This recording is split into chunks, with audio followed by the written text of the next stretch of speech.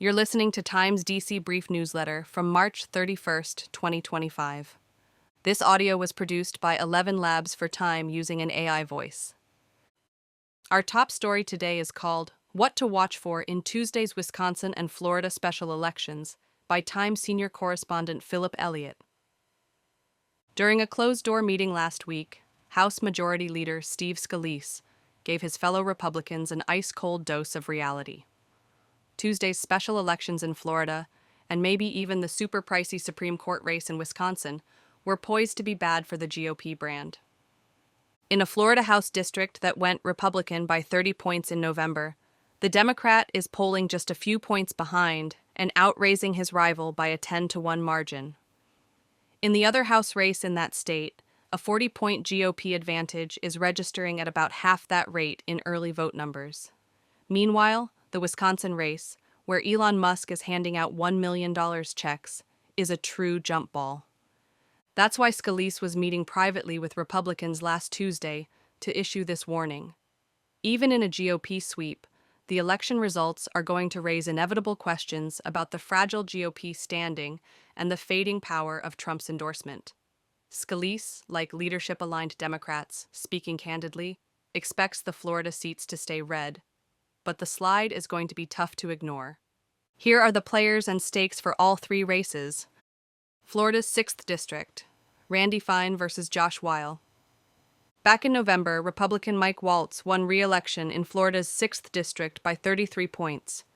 When he resigned to become Trump's national security advisor, the assumption was the seat was still a safe Republican hold. But a March private poll from a firm close to the Trump White House showed Republican State Senator Randy Fine ahead by just 3 points, according to Hill aides who have dug into the crosstabs. That was much closer than the 12-point spread in February. It's a clear sign that the Democrat, Orlando teacher Josh Weil, has effectively tapped into national frustrations with the second Trump term.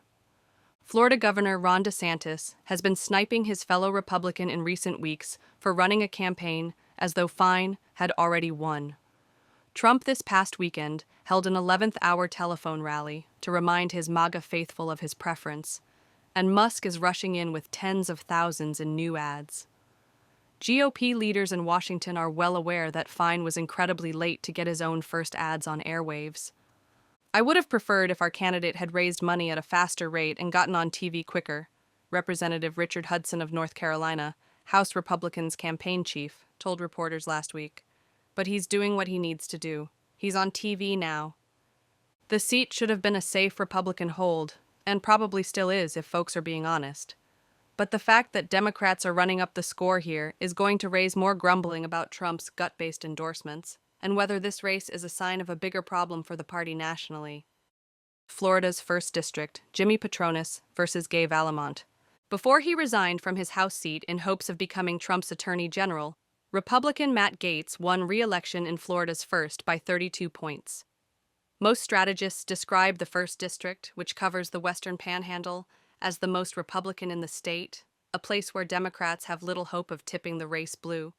Yet some Democratic donors are clearly buying the hype that an enormous Trump backlash is in the offing. Gay Vallimont, a gun safety activist who is running for the seat again after getting creamed by Gaetz last year, hauled in more than $6 million through mid-March, a lapping of Republican Jimmy Patronis by a factor of 5. Just as Weil has tried to nationalize his race, wins in both districts could potentially turn the House blue and give Hakeem Jeffries the title of Speaker, Vallimont is trying to make her contest as a referendum on checking Trump's power. Where Weil is still making the race about his opponent, Vallimont is very much running directly against Trump and racing right past Patronis, the state's CFO. Still, both Democrats are hoping to ride the national mood on opposite sides of the state. Democratic donor advisors have taken the pair of races as symptoms of what happens when activists are taken in with races that carry plenty of symbolism but no viable path to victory. But here is the surest signal that these races are not priorities for anyone with real power in the Democratic Party. House Democrats' official campaign arm is not playing in either race in Florida. While some, like Jeffries, have cut checks as signs of support, the major spigot of cash has remained closed. First Wisconsin Supreme Court seat, Susan Crawford versus Brad Schimel. State judicial races rarely draw big spending. Yet some estimate the money to decide who gets a single seat on Wisconsin's highest court will top $100 million, with $20 million alone coming from Musk. To put that in perspective, the average cost per winning U.S. House campaign in the last midterm elections was roughly $2.8 million. Wisconsin has emerged this century as the most unlikely of high court battlegrounds. The state's politics, perhaps as much as any of its neighbors, has had a massive reset of alignment. What was once a safe GOP harbor for the likes of former Governor Scott Walker gave way for a rising union machine, but it still allowed GOP Senator Ron Johnson to win re-election over one of the 2022 cycle's rockstar candidates, Mandela Barnes. Put simply, a bet on Wisconsin's political DNA in the coming years is a gamble that only fools would take. That's why, just Sunday night, Musk was on Wisconsin's stage tossing an autographed cheesehead hat into the crowd. The race is rocketing to new levels of spending, putting it on par with marquee Senate races and surpassing what even some presidential bids collect.